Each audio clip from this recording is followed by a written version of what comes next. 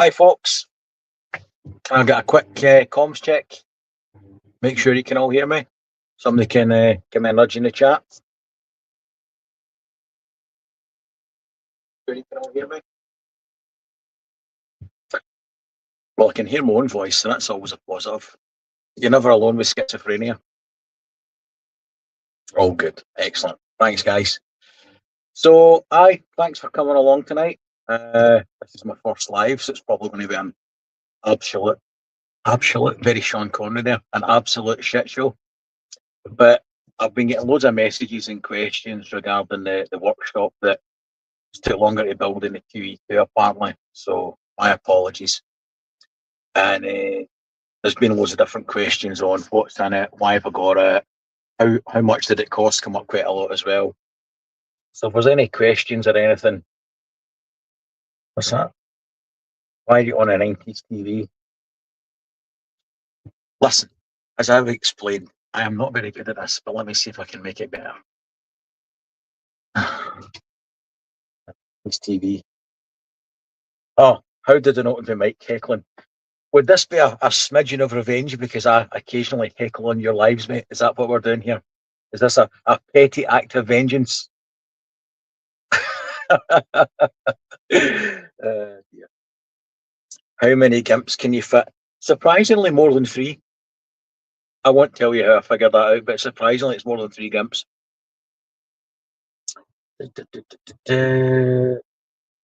You're blue everywhere I go.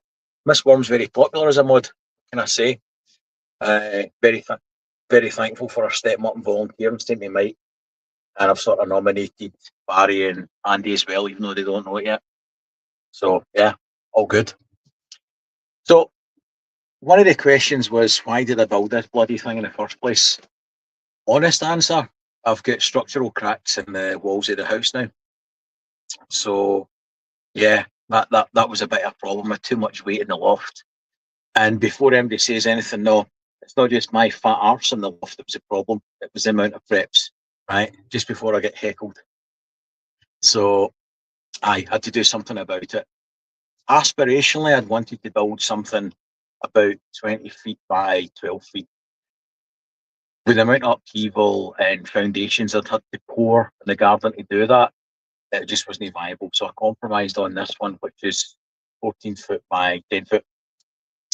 And that's all right. I've got nearly everything in it. So what I've done is kept one shed next door to it, which is purely for things that go boom and bang, like say petrol, paraffin, gas canisters, that kind of stuff, generators, and associated jerry cans and stuff.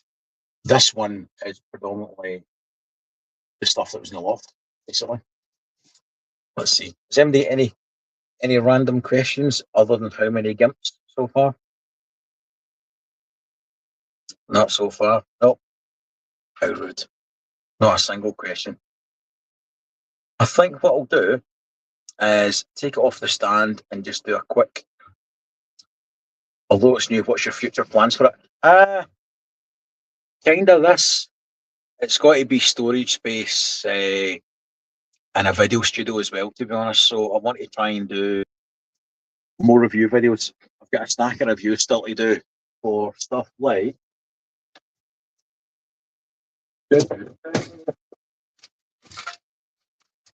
Augustin Farm stuff. Brought a lot of their shit back to the States. I want to do more of that. And I also bought more freeze-dried food that I imported for the States. Dried sausages and dried scrambled egg. So I'm going to do a video on 2 of them. Shows your lanyard. She's such a lanyard pervert, Miss Worm. You've got issues. So, yeah, it's going to be a studio come storage space. I don't know how much more storage I'm going to get in it because everything's pretty much full. Is it a workshop or more of a prep YouTube room now? It's a bit of everything, and it's going to kind of have to be a bit of everything. When I built the bench, when I'm cleaning out boomsticks and things after a day in the range, I needed a bit of space because it's not ideal cleaning a 12 gauge when somebody walks in to visit and you're in the living room but on a table. So yeah, I wanted a space that I could do video reviews, lives like the fireside chat, and also to store the preps and things. So that was more or less the rationale behind it. Temperature regulation. Right, okay. That's a fair point. So at the moment, I don't know how well that shows up, sitting about 20 degrees up high and 42% humidity. So what I've done, don't know how well you see it here, but non-perishable stuff, so freeze-dried things, rat packs, that kind of stuff, they're all stored up high. And on this side, up high on the top shelf, it's first aid kits, life straw jerry cans, gas masks, and that kind of stuff. But below that is all the tins, protein items, that kind of thing, for the next two shelves. And there's large fans, which I'll show you when I spin the camera around. But there's a large fan blows air. There's two low-level ducts on the bottom, and there's two high-level ducts to extract the far wall. And there's a low-level fan just off screen down there. And there's additional fans I can bring in, and there's a dehumidifier in the corner. So I think that was a few questions on humidity and temperature. Only two climates in Scotland, cold and midges. Cold and wet, mate. The midges are an added bonus. No, we're just really thankful to have this little flying bastards biting us. What would I have done differently? I wouldn't have bought the shed from a company called Billio, who also masquerade as a company called Garden Buildings Direct. They sent the shed with no floor. Tell I, they sent it with 2 bits of floor and the other 6 parts were missing. And then there was about literally half a ton of spare wood, including 5 doors for a 2-door shed. So doing it differently, I wouldn't order for them again, because I spent about another 500 quid making a floor myself that was 3/4 green ply rather than shitty 11mm ply. The 11mm tongue and groove that they eventually sent, which wasn't the spec that I'd ordered. Who's eating burgers? How rude. I'm trying to go on a diet now and you're eating burgers.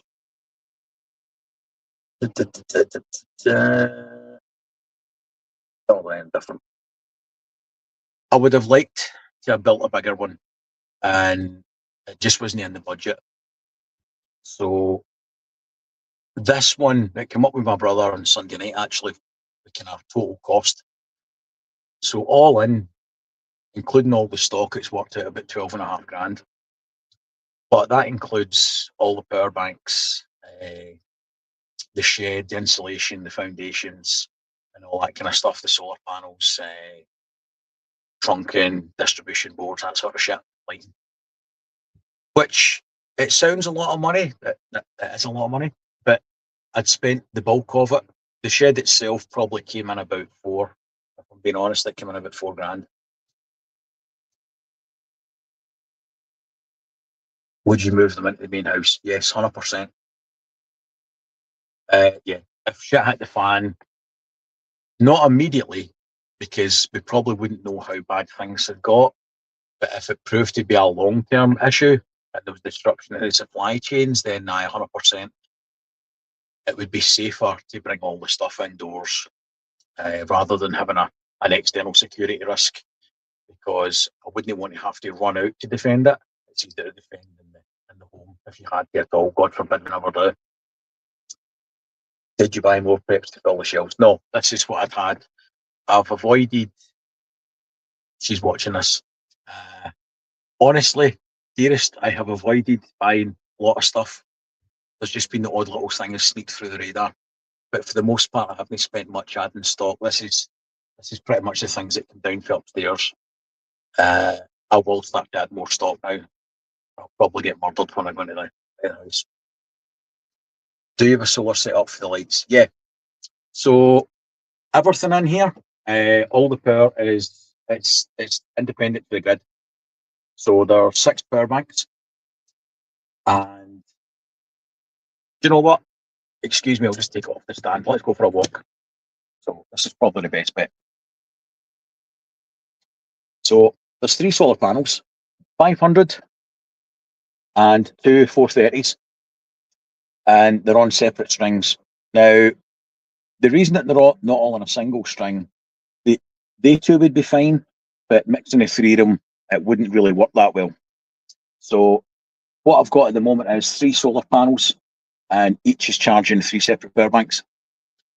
Now, what you can do is, if you want to use branch connectors, which is these little puppies, you can then put the 2 430s into one power bank, which on paper is 860 watts, which is fine, but because it's in parallel, you're keeping it under the 39 volts, which for the Delta 2s that they're plugged into mostly, that's the critical factor, the maximum voltage open circuit. So if you've got low lighting conditions, that sort of good stuff, then over paneling is pretty much the way to go. But at the moment, all the fans, so that fan blows cold air right the way along here, and then it extracts to 2 high level vents up here, and there's a low level fan down here, and then there's an additional fan as well. Is there a reason? Yes. I'll put this back up while we're talking again. So the 500 I'd already bought from City Plumbing, including delivery, that came in about 84 quid, which is a bargain. It's a really good panel.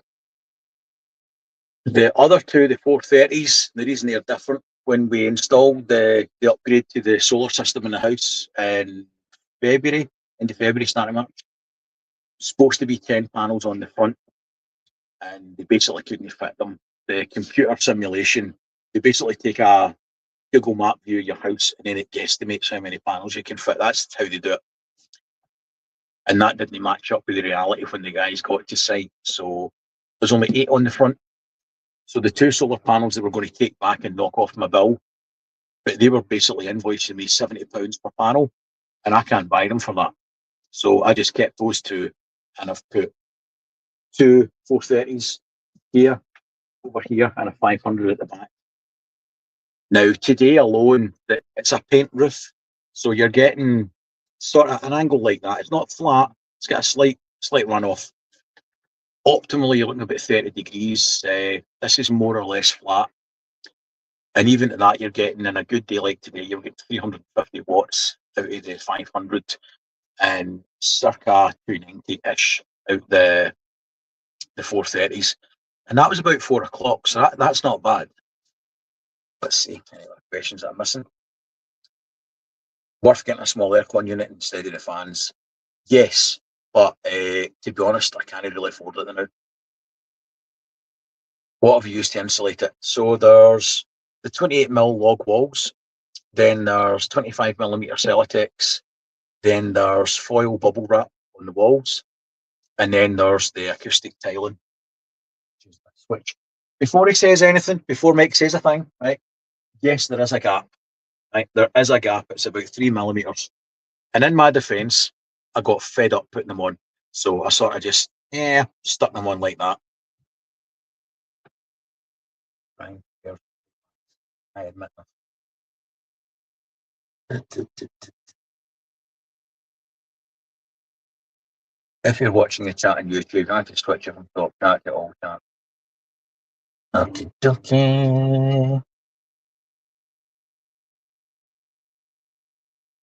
Let's see. So solar on that one as well. It's an off-grid shed, as in self-contained. Yes, Pete, it is. I missed that one. So there's, at the moment, in the late spring, early summer, it's totally grid independent. That's all lights, all fans, all charging systems for the radios, night vision, torches, that sort of crap. 230-volt sockets. All the power banks charge off that, and I'm running 3 separate power banks. One for the sockets, and 2 redundant ones for fans, which is overkill. And I've never had an issue with power. As time goes on in fact, on the note of power, I'm averaging a kilowatt of energy per hour out the solar panels, and I'm just not using it. So when I get time, whatever that is, I'm going to run a socket into the house, and any excess solar I'll use up in the house on I'll just plug in the washing machine, dishwasher, plug in the kettle, because at the moment I'm not exporting it. I won't be able to export it, and it's wasted energy because the shed will never use as much power as it's producing. So I'll do an update later on, but yeah, the excess power will be diverted to the house, and that means when I'm not using it in the home system will be exported more to the grid. So it works well in all ways. So, how you doing, Kelly? Aye, nice to see you. Those panels, could you use it as a semi-portable? Yes, you could. They're not light. The 500 watt one's about 8 foot by 4 foot. You can lift it on your own, but it's not like you would. If you were going to put it in the shed, stick a shed on it. Stick a shed on it. Very good. Stick a blanket on it, like the removable blankets Mike was talking about on one of his videos for heat rolling blankets. Wrap them in a couple of them or one of them, and you can keep your solar panels in there, stop them getting scratched.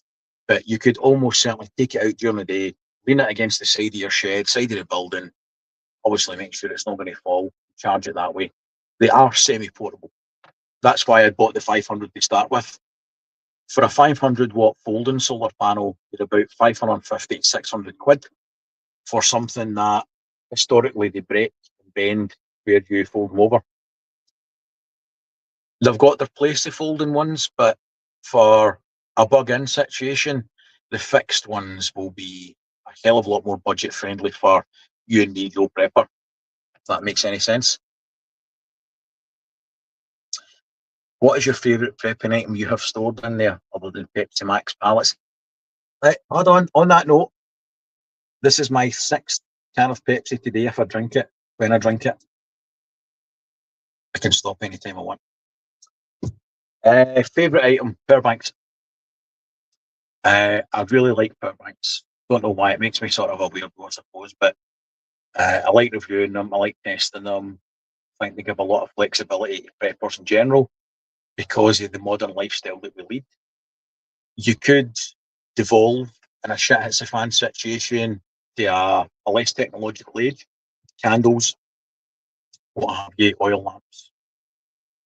I don't really want to do that. I would rather be comfortable. And I think rather than a fixed house system, it's a cheaper way to do it. And it's got a lot of flexibility. But like I was saying to a few of the guys on Discord today, you've got to use it. Don't buy a power bank and stick it in the shed or stick it in a cupboard and forget about it. For a start, you need to test it and make sure it's going to work. And for another thing, it's cost you a lot of money. So if you've bought, so Mike could put on Discord today, the Delta 2s were coming in at $499 to buy them. Brilliant power bank.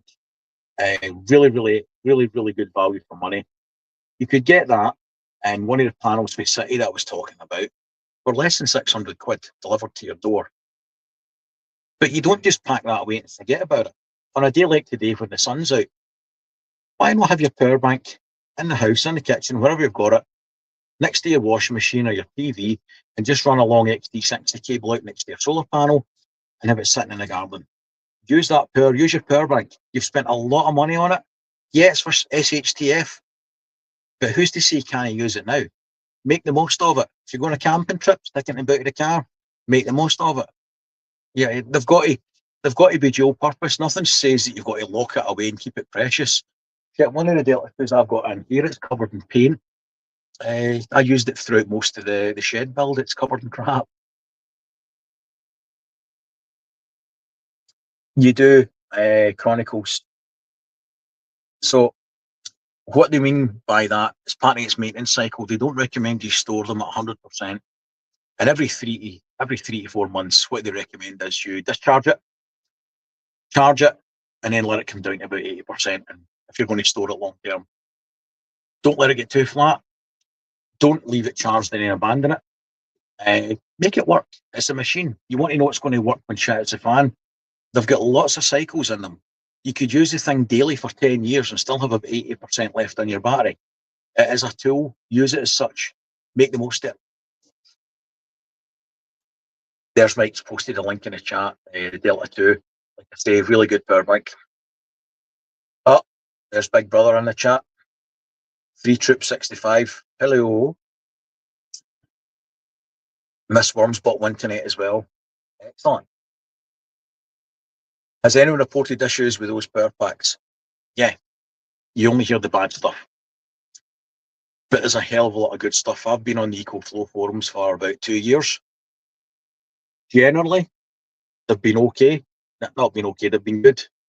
You've had problems with people buying cheap. So when we talk about XT65 connectors, let's do a bit of show and tell. So we're talking about these. So that's your connector, goes in the back of your Delta 2. That's what they'll call the MC4 connectors. Quite self-explanatory, male and female. They'll go into your solar panel. Now, what people sometimes have got a bad habit of doing is connecting these, right, whilst they've got the EcoFlow on, as in drawn power, or the panel's sitting in front of the sun, black, try to send power. You won't have a circuit. The panel won't do anything until you plug into the Delta 2. And there should be a slight delay before it allows the MPPT controller, before it allows it to switch on and start to charge the batteries. But there's been a number of issues of these melting in the Delta 2s, and indeed some of the Delta Pros, the older model. That could be because they're buying cheap connectors, right? Look on Amazon, look at reviews. Do not buy these things from Temu. If you get high resistance across the pins by a poor connection, or you have not seated it properly, it'll melt, right? So buy good quality connectors and avoid any future problems. But other than that, I've not had any problems with the Delta 2. Minor niggle, the app loses so the Delta 2 app, or the EcoFlow app, when you look at your status, I'll put some screenshots up later, but you can control the Delta 2s with your app and monitor the status and different things, and you can actually program in different modes into it. It's pretty good. You can set reserve battery statuses and what have you. However, if you leave it plugged into solar, for example, overnight, and then it's into sleep mode, when it powers back up again, it'll still charge, but you can't see it on the app. This is a known problem. The fix for that for me is just to switch one of the isolators off, power the unit down, put it back on again. So it's a minor niggle, but that's the only real issue I've encountered with them. And the only known problem, and it's not unique to them, it's unique to buying cheap shitty connectors then plugging into a power bank, is the XT60s. Let's see what comments we've got. Getting a solar panel for the Anker C300. Now, I think it was Jeanette I was talking to on Friday. She had 2 C300s and she'd bought a panel, plugged it in, didn't work. So fortunately she had 2 units. I said, right, go and get the other unit, plug it into that.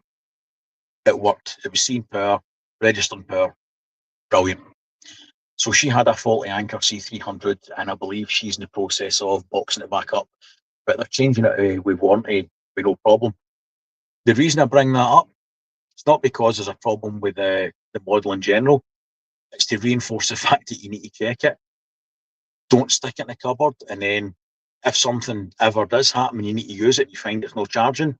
That's a problem, right? So test everything. Test it now. Test it before you need it. Use it. Get the benefit of it. Here's a link to TV shite. Yeah, don't use that, please. Yep. So Somebody else had an issue and the one gets swapped over. That's good. If you have a total grid collapse, how will you utilise both systems, the house and the shed? Will one be for purely charging power banks? It depends. So if it's winter time, I'll have very little solar. Solar performance up here isn't great. Now, if you over panel, you might get something into the power banks. You might get maybe a couple of kilowatts on your roof. So you're going to have to supplement that with generators. But let's assume it's the summertime, autumn, that sort of thing. In SHTF, the house system's running 2 arrays, one north and south, which is coming in about 8 kilowatts of solar, and there's 22 kilowatts of batteries. Unless I was to use the heating, I could never ever use that. It's just not possible. I would need to have every room in the house on, every TV, and start switching on heaters and fans, and even then I'd struggle. If I was to put the heat pump on, that's a different kettle of fish. Wintertime, that'll guzzle 33 kilowatts on a cold day. It gets pretty thirsty. So unless it was wintertime, you would be pretty much off-grid. So at the moment, we've not paid for electricity since the end of March. That's how the house is running at the moment. Lost power the other day.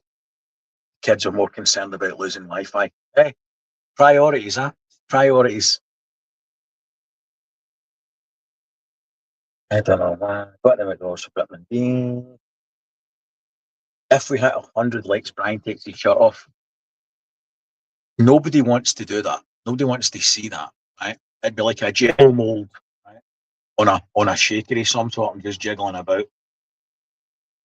Have you done consumption checks to identify all the wasteful systems? How long do you expect the power bank to last in your daily use? So, good question. It's seasonally dependent, really. In the summertime, so I've got 2 years of data. As it stands now, Kelly, I've got 2 years of data that I can look back on and see what we got in 2023, 2024 in terms of consumption versus production. Now, for solar production last year, it wasn't great. This year's got off to a really, really good start. But I've got stats going back 2 years. This year will be somewhat different because there's even more batteries. I've replaced the 3.6 kilowatt inverter 6, and there's another array of panels. So we can export more. We can charge the batteries quicker. So that will affect greatly the performance in winter as well, because you'll be charging on the cheap rate.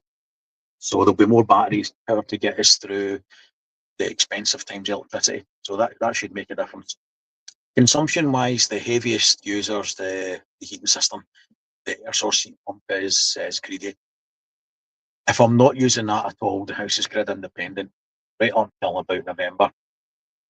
The shed's grid independent just now, and camper van is also independent. It's got its own solar panels, charge controllers, and all that kind of good stuff. Battery charging in as well. So there's 3 power lifeboats, if you like, at the moment. How do you expect the power pack to last in normal use? Again, it depends on usage in the pack. So I've done a video on 24 hours with no power, and then I ran it up to about 48 hours because the video would have been absolute bollocks because everything just worked. The batteries in the house were enough to sustain everything, the fridge, freezer, TV. It made absolutely no difference the power being out. So what I done was show people on the video how long would the Delta Pro last powering the TV. So it was powering a 75-inch TV, the Skybox, the router, and a lamp sitting next to it. And that was good for about 13 hours. And then I used some of the smaller ones to demonstrate what kind of power a CPAP machine and different things. So a Delta 2 would run the living room, if you like, for about 5 hours. And a Delta 4 would run the living room for about a day, taking into account sleeping, about a day. Like for a free Ben plus pie account. What's your backup for heating? Isn't an air source heat pump the worst option? No, couple of reasons. For preppers, I'm not a real prepper. Right, I don't have a log burner, so I'll confess that right now. I don't have a log burner. Aspirationally, this year we had wanted to reinstate the chimney and fit a log burner, but we went a different route and doubled up in the solar panels and the batteries. So the heating is an Achilles tendon. It is an Achilles heel. So winter time, I would probably have to resort to running the generator more to supplement battery charging if the grid was down, and reinstate the chimney down and dirty. Basically, take away the register plate that's blanking it off just now, and do an initial test and see what the smoke escape was like, if any smoke propagation into the rooms upstairs or anything. So if shit hit the fan big time, I would reinstate the chimney myself as best I could, and burn wood in an emergency. That would be the plan at the moment, mate.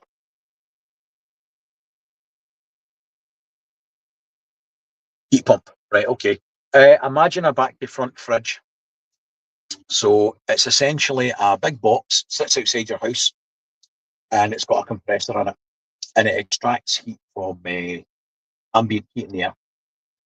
So we got rid of gas. Our gas bill was pretty hefty with the combi boiler. So the gas bill was something like 260 quid a month to heat the house. The fact that we discovered a gas leak under the stairs didn't help the gas consumption, put it that way. But putting in an air source heat pump and then putting in supplementary technologies like battery and solar, the three systems work very complementary. So last year, the energy bills for the home were about £90 a month, all in, if you take it as an average. This year, if it stays on track, it should be down to about £55 a month for everything, heating, power, the lot. So that's what I get for. So heat pumps, I know.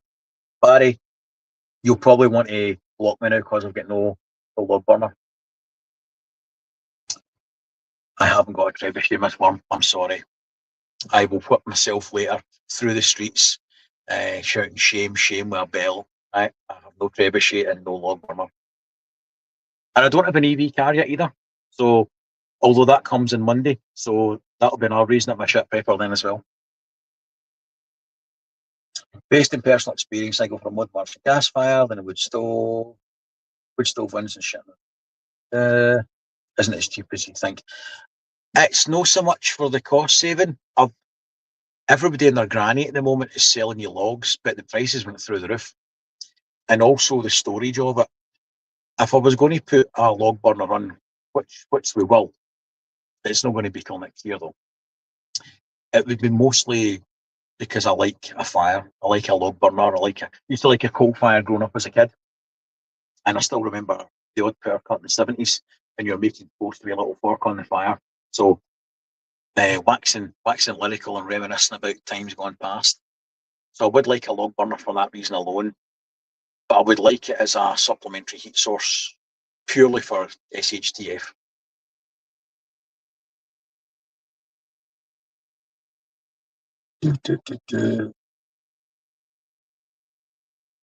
Zebra prep. Yeah, it's long story short, I couldn't afford the outlay for solar and batteries, to be honest. My employer's quite good, in as much as they lend us 10 grand for energy improvements.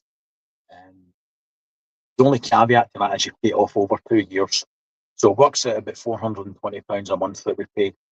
But when you take into account the gas bill that we were paying anyway, and the savings in electricity, the first 10 grand we took for the first solar install, we didn't really notice a great outlay, to be honest. And then when we put on the second set a couple of months ago, I took out another 10, and I don't notice any great difference in that either, because we were used to paying it, and it didn't take any money out of the kit, if you like. How do you use Pepsi Max cans? For those that don't know, I've been cutting my Pepsi Max addiction. So I'm down from 24 cans on Sunday to 6 yesterday, and I'm on 5 today. This would be my 6th. So I'm hoarding it until later on. Oh, but I'm going to have it now. My mouth's watering looking at it. I cannot tell you how good that tastes. That's phenomenal. 33 likes. We need to see the pies. Shock horror. I was looking at the food stocks as well. I'm going to stop stocking Fray Bentos, to be honest. There's a few things I'm going to stop stocking purely on their life cycle. So, Fray Bentos, beans and sausages, and some ports. In fact, you know what? Why don't we do a quick tour? Because I've not done that yet. Let's go for a wander. So, at the moment, this is the back of the shed for want of a better one. That's where I put all my porkies, lamps, headlamps, torches, LED torches, more torches, oil lamps, more torches, oxygen absorbers. These are little LED light strips that you can plug into a power bank. So even something like that, I've done videos of it before, that'll run that for hours and hours and hours and light up a whole room. Mini lanterns, infrared torch, night vision, monocular, 3 emergency radios, battery operated torch, binoculars, bowfangs, whip radios for the bowfangs. This was last night's fun. So I was vac sealing the books that I've got. So starting at the top of this row, this is all the sort of freeze-dried stuff. So that was a bargain. One of the subscribers had sent me a link and they were doing these packs for £99 delivered from America. Same pack now is up to £260. That was a bargain. I'm gutted I never bought more at the time. I brought these back for the States. I've done a review on these ones. I split one down. These all come back from America. That was imported. Butter powder. These ones will be doing a review on. So that's freeze-dried scrambled egg and freeze-dried breakfast sausages from the States. Wayfarer meal pouches. There's about 20 British Army Rat Packs in there. Same in that one. This one is loose meal pouches. So excuse the poor lighting because we're going to the back and I was too lazy to add a third light strip. Beetroot, honey, powdered milk. Fruit slices. Oh, these. Right. I think I might have mentioned these before. Costco do these.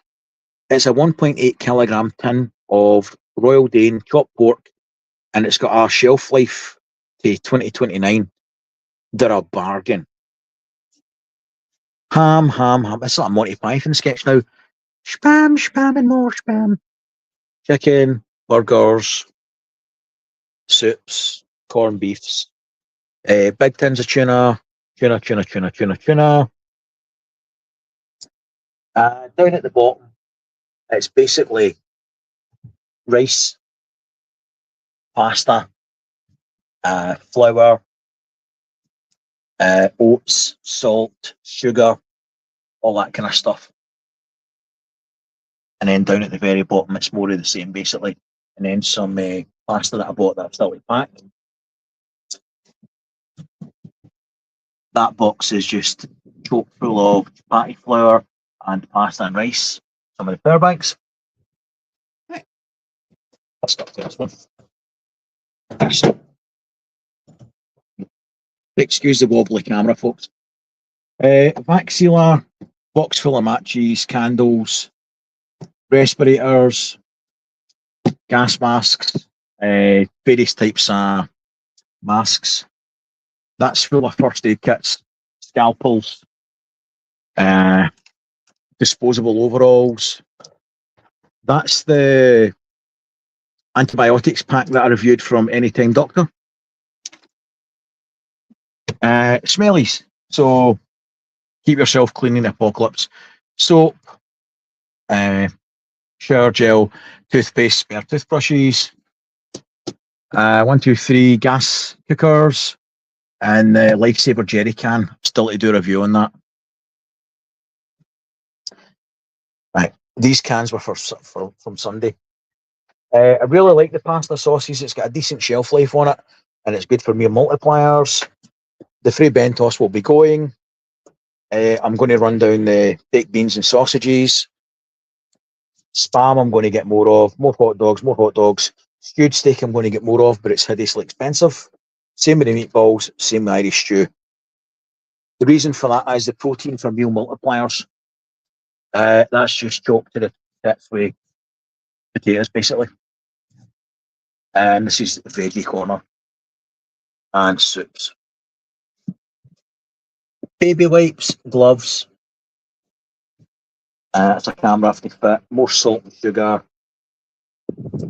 Fire lighters, electric blankets, all that kind of shit. Put this back up and I can see any questions now. Right, what have I missed? I don't like haggis, Horace. I'm sorry, I'm a terrible Scotsman. I don't like it. You advise a first time buyer on freeze-dried food. What would you suggest?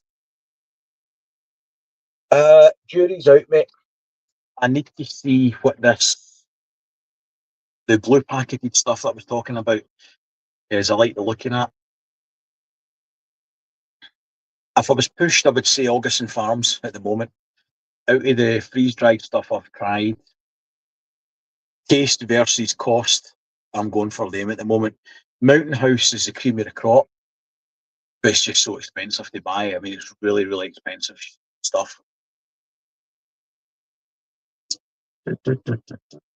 What people don't know is it's a 40 foot down in a bunker. Oh, I wish. I would love to be 40 foot in a bunker. The prepper's dream, isn't it? Big tins of tuna, they came from Costco, and they were quite price friendly. They were all right. How am I going to deep fry this? I don't deep fry food.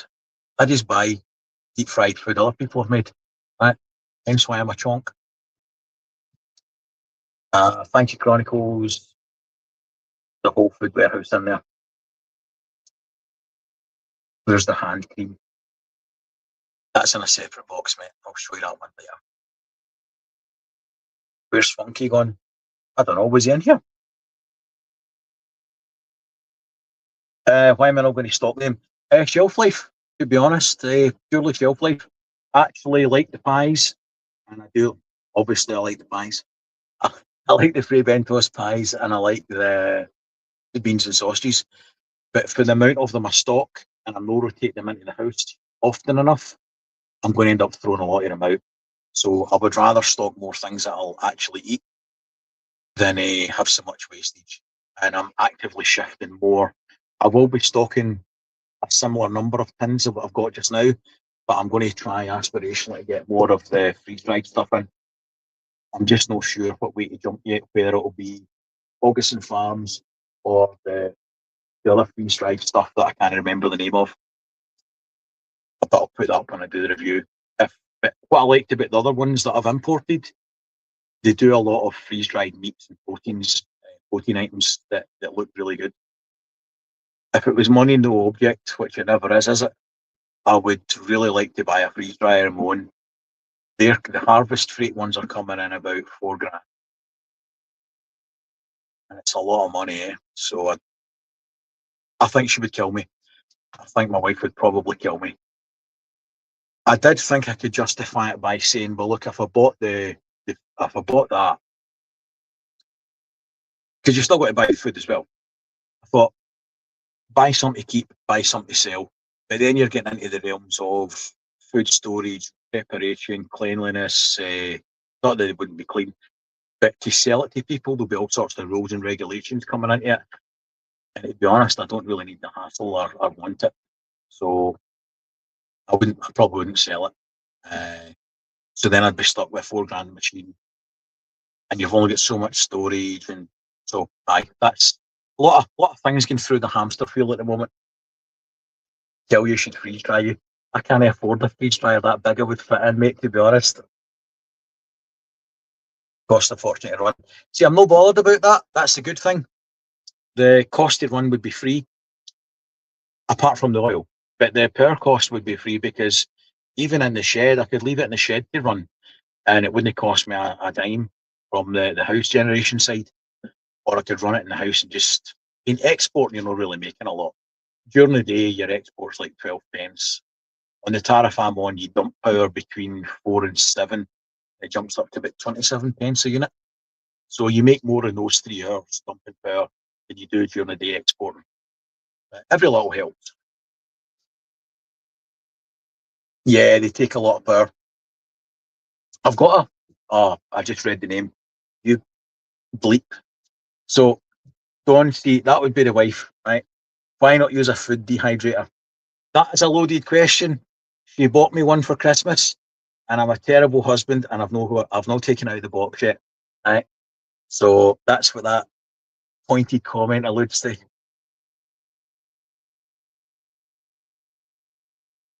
Can you? I didn't know that. You can rent a freeze dryer. That's interesting. Hmm. Did not know that. Nice shine coming from the light bouncing off your head. Why, thank you. Have I missed any questions? I don't think so. Hello, Bug Out Prep and Survival. How's it going, Lee? Thanks for joining me. So yeah, that's a quick tour anyway. I'm going to do a video, but it was mainly I'm getting loads of questions on costs, why not, and it saves me doing lots of answers all the time. I will do an in-depth video with a tour and also the pictures of the build, and I've still to do a video on the house solar performance and the battery performance and the upgrades, and put in the yearly stats for production and usage, and at least give you an idea of what it costs to put in, what the returns been over a 2-year period, and also you can see we're heavy users of power. To be honest, you'd swear we were a cannabis factory. Which, if any of our friends in the police or spirit services watching, I do not.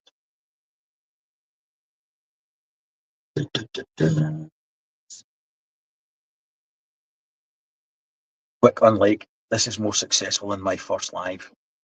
How rude. No, it's outside the house, mate.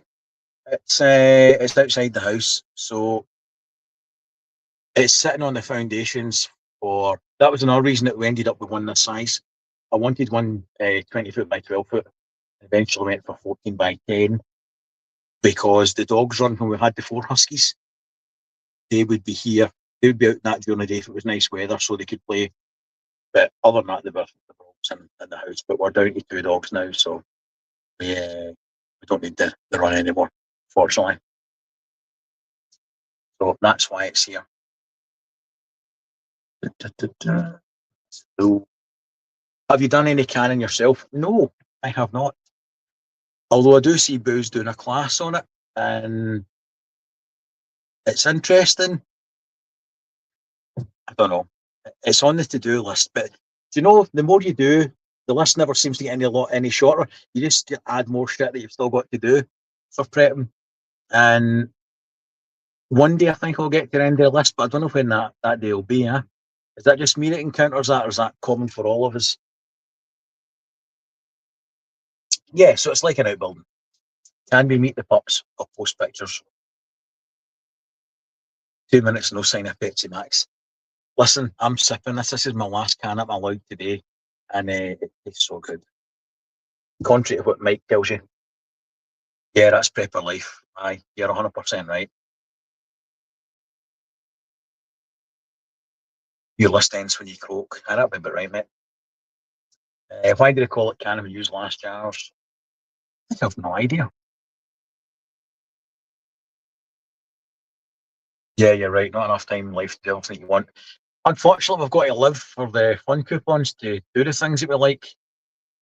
Unless we win the lottery, which case we'll all be buying bunkers, I'm guessing. Do you use any smaller handheld solar power bank stuff? So, depends what you mean. Probably easier to do do this. So I've got boxes of the smaller ones, Anchor ones, Duracell ones, generic ones, different sizes and capacities. The house is full of them. They're like that. That's the Anchor C200. It's a nice little power bank. It's it does what it says in the tin. The thing to remember about power banks is size dictates capacity. Size generally dictates output as well, or potential output. So if you've got a small power bank like that, you're not going to be running your TV. You're not going to be running a dishwasher, microwave, or anything crazy like that. Right? Just bear that in mind. Have realistic expectations. That'll be under £100 for a reason. But it's got its place. Right? You could stick it in a backpack. It's got 5 USB slots on it. It's got an XT60 connector for a small solar panel. So it's not a bad little power bank. Probably my favourite entry-level power bank is the Anker C300, which I constantly rave about. I've got 2 of these, and that's the AC version, obviously. The DC version of it is equally as good, and it's got a nifty little pop-up light on the top. Depending what you want it for, if you want a power bank with 230-volt sockets on it, I mean, I've run a 75-inch TV screen off this, no problems at all. I've had a 230-volt grill in it now, and a grinder ran off this. It will run them, but as soon as you start to ham into them, so if you're putting a lot of effort into the cutting force of the grinder, you'll stall it and the inverter will pip out. So be realistic. If you don't need the AC, even better. You don't need to worry about inverter loss. The DC version is a really good power bank as well. So these are fantastic. Really, really good bits of kit. After that, the next one would be the Delta 2, EcoFlow Delta 2. So, and then if you want to spend a bit of money, the Delta 2 Max. The reason I've not said the Delta 3s or anything yet, one, I've never tested them, and 2 is cost. There's a negligible difference between performance versus the cost increase. So as you can see with Mike's post earlier on, they're doing the Delta 2s now at a cut price to get rid of the older stock, and it's a fantastic power bank. I don't see a need to buy the Delta 3 and add £400 onto the sticker price, because it's not got £400 worth of performance difference, if that makes any sense. What does that one cost? The C300 is about £189, depending on where you buy it. The C200 is about 96. Again, depending when you buy it. The thing with power banks is the prices go up and down like a yo-yo. The C300 when it came out was 185. Then within about 3 weeks it was 285, and then the prices jump up and down. So, like the Delta 2 that Mike's posted is now 499. A couple of weeks ago it was 699. A couple of months before that it was 799. So you got to keep an eye on the prices and know roughly where the prices float. Yes, it will run a chest freezer. It will run a chest freezer. It depends on how modern the chest freezer is, how often you open it, and what the temperature difference is between the freezer and the house. So, it just depends. There's a lot of variables on that question, but yes, it will run it. How long it will run it depends on the size of the freezer, how modern it is, how often the compressor's kicking in, i.e. you're opening and shutting the lid. But yeah, it will run it. I've ran microwaves off the Delta 2. I've ran the whole camper van off the Delta 2. I've ran, what else? Electric chainsaw, uh, electric grinder, electric drills, pumps, everything.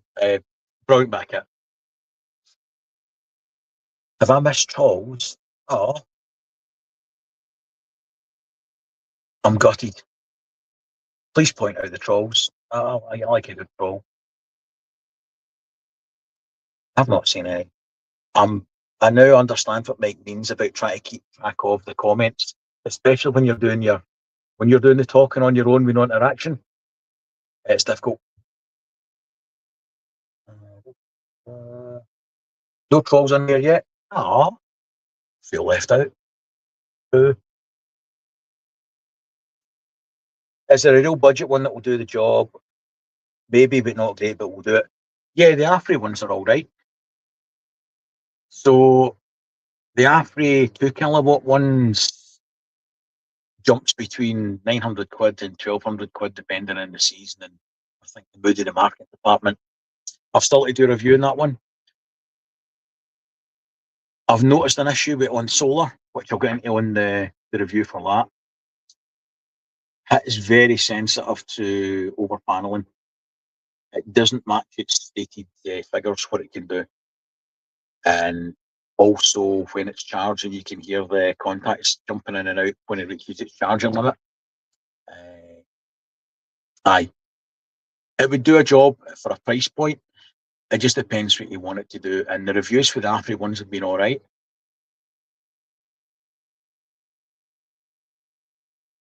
It's been a great live session. You need to do more. Oh, thank you. I'll send you the money. That's the one, Mike. Mozzies. Hi, Norfolk Prepper. How you doing? If there's any other questions on power banks or what I've stocked, just give me a nudge and I'll answer them before I kill the live. Hello. I learned a lot. Must have been reading something off screen then, because it certainly wasn't for me. I mean, the thing with power banks is that the solar blankets are confirmed. I've went on a lot about power banks, funnily enough, because that's my thing, and solar as well. But the key takeaway out of all of this kind of random stage we into power banks would be just use it. If you're going to buy it, you buy a solar panel, buy the rigid ones unless you really need a folding one. That's a big takeaway as well. And if you've spent, like Miss Warman, a few hours have bought the Delta 2 and you get a big solar panel, don't be scared to use it. You need to make sure it works. You need to make sure it's going to charge. Not when the lights go out and then you've depleted your power bank, then you figure out you can't charge it. We don't want to be doing that. So we'll check everything, test it to its limits. You bought it for a reason. But use the power to charge, use the power to run your house, right? Use it to run your microwave, your kettle, your washing machine. Like, you've paid a lot of money for it. So that's something that I'd like to get out of this live. If people don't be scared to use it, don't stick it in the cupboard and just use what you've paid for. Because everything as preppers has got to be dual use. We buy food, don't you fling it in the bin. We buy food to try and recycle it. If we don't recycle it, fair enough, you take the hit. But ultimately, it's got to be dual use because none of these are made of money.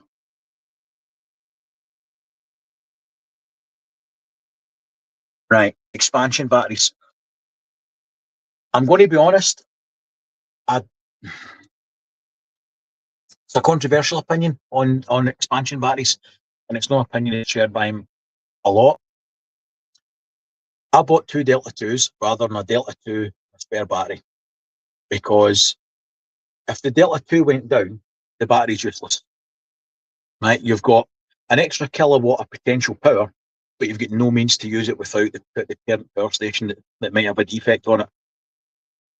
And the only difference in price at that time was about £100.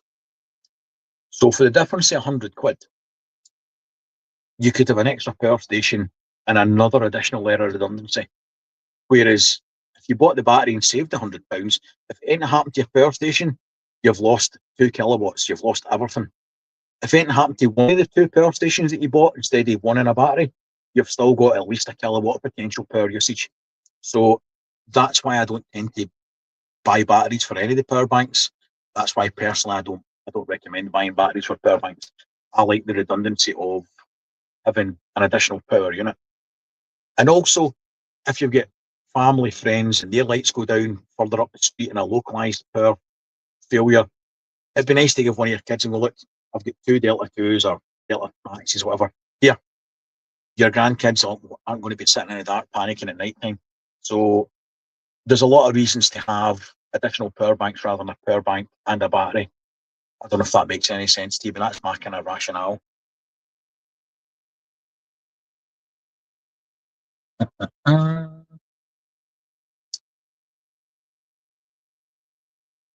Only like the live chat needs. Mate, you could get a job selling Windows. Good tip, the extensions make it all a bit unwieldy. They can do. Some of them are worse than others. Some of them have got flat plugs on the side.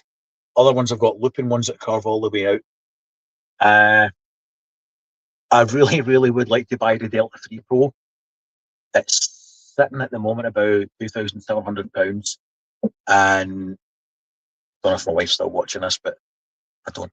Hopefully she'll not mind when the two delivery guys drop one off around about the end of July when I get enough money.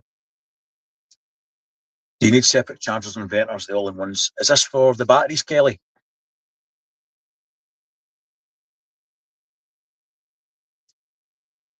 I'll assume. Oh, all right, I'm going to make assumptions on the question. So they're all-in-one units. No more power banks. If we're talking about power banks, they're all-in-one units. So your inverter, mains charge controller, MPPT solar charge controller, etc., they're all in the one box. So it represents a single point of failure as opposed to a dedicated system that you've built yourself. So the one I built for the van, you can replace components in the event of a failure. Power banks represent a single point of failure if it goes down.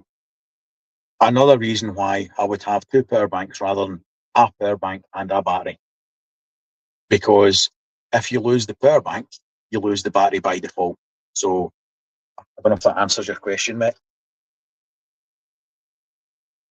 Can't keep up with the chat. Multitasking. Mate, it's all priorities. It's fine. It's all good.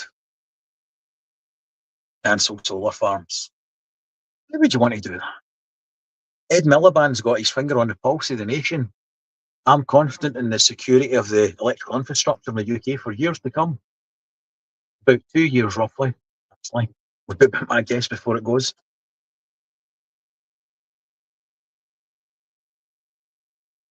Aye, Kelly, that's my rationale as well, mate. Yeah, mate, she gets to do the final switch. Thanks for that. I can just see her now. I buy the Delta 3 Pro, then the police turn up at the house and she's crying, saying, I told him, officer, I've warned him not to make toasties in the bath, but he wouldn't listen.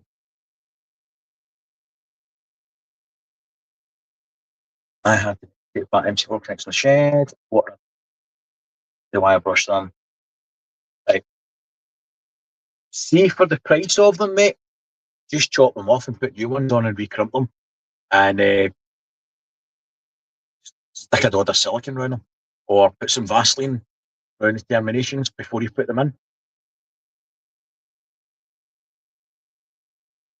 But I wouldn't. Sorry, I'm reading this and talking at the same time. Any bad connections in MC4s, just chop them off and remake. Aye, good one. Thank you. Good call. So, in case anybody's wondering, I did show people earlier. Right?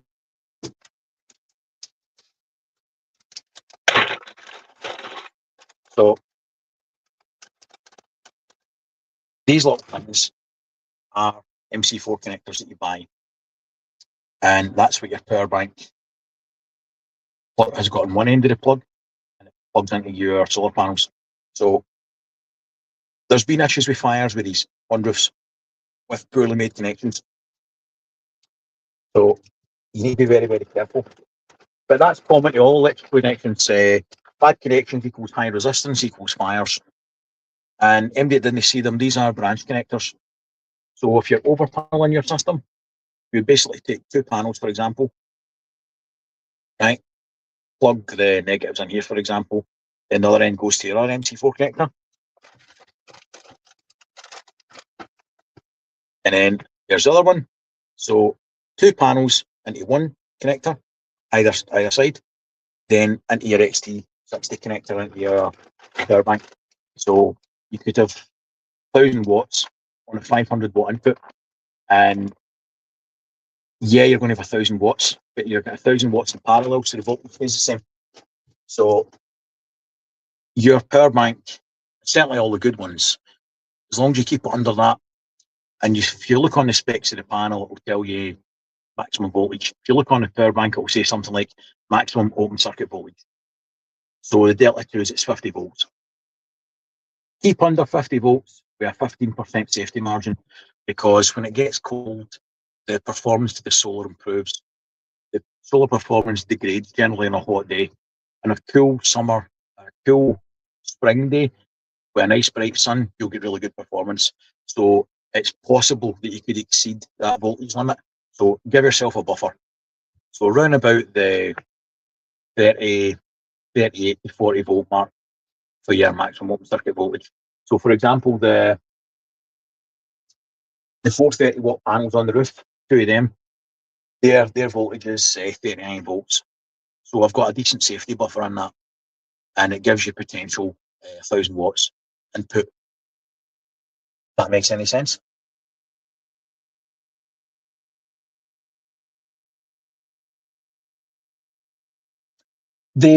Well, on mines, Kelly, on the panels themselves, they come straight to an MC4 connector right out of the panels. So you've got the diode pack on the back of the panels, leads coming out, and it goes to the MC4 connectors, and then it's 6mm cable into them with another MC4 connector. Now you could put them both to a junction box if you wanted, but to be honest, they're on thousands and thousands of houses, these things. Mines go to DC isolators and then MC4 connectors on the other side of the DC isolators.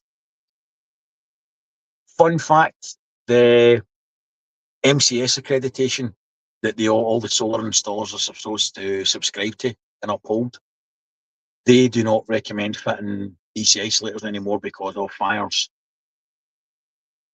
There's nothing wrong with the switch. The problem is with the poor install. So I don't tend to agree with what they're suggesting, but that's just a personal opinion. Let's see if I've missed anything else. Is there a test at the end of the chat? There is, actually.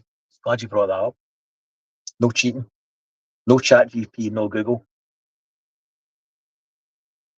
Right, I think that's about an hour now. I'm probably going to kill it. Probably bored everybody ears long enough. So unless there's any other questions that I've missed, or when you get to see the brief tour, stick your paw in the chat and talk about it.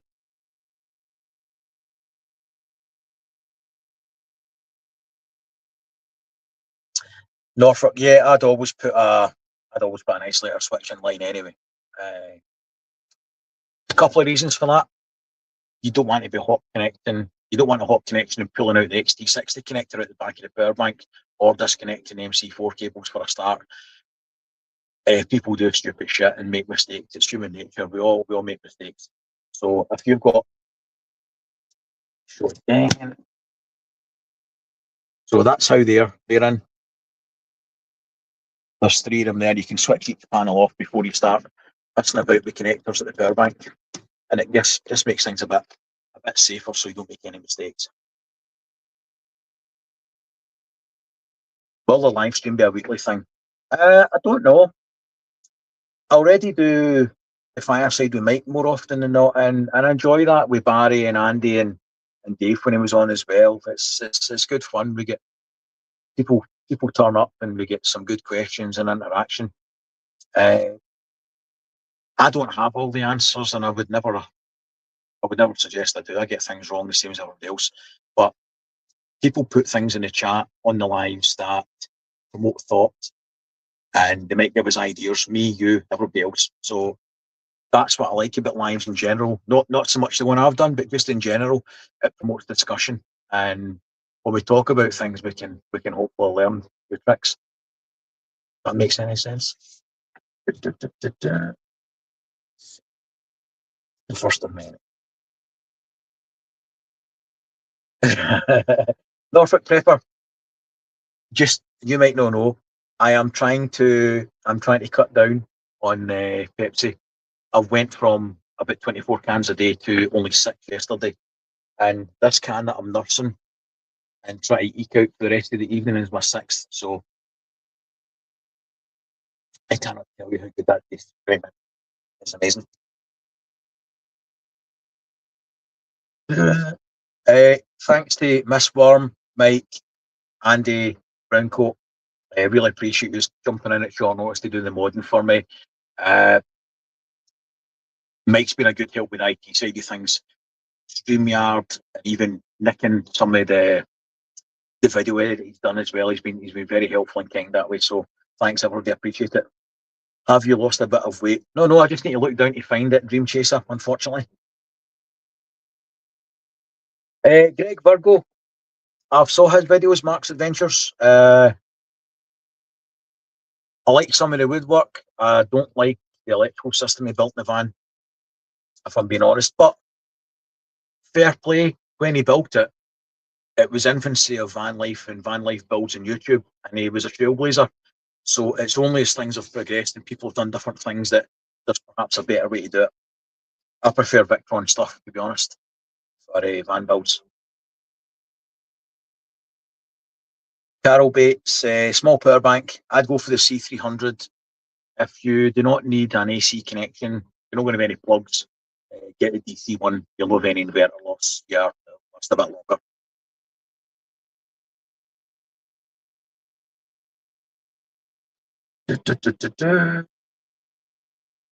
Survivor 192. I don't know. That's a question for Mike. I don't mind stepping aside if people want to take a turn in the hot seat. It doesn't bother me in the slightest. Prepping for diabetes. Thanks, mate. I think these insults elsewhere. I've got a whole list of people waiting to insult me. The cheeky bugger. Right. No more questions that I can see, so I will call it at that. Thanks for your time, folks, and I appreciate everybody jumping on that last minute. All righty. See you later on, guys. Take care.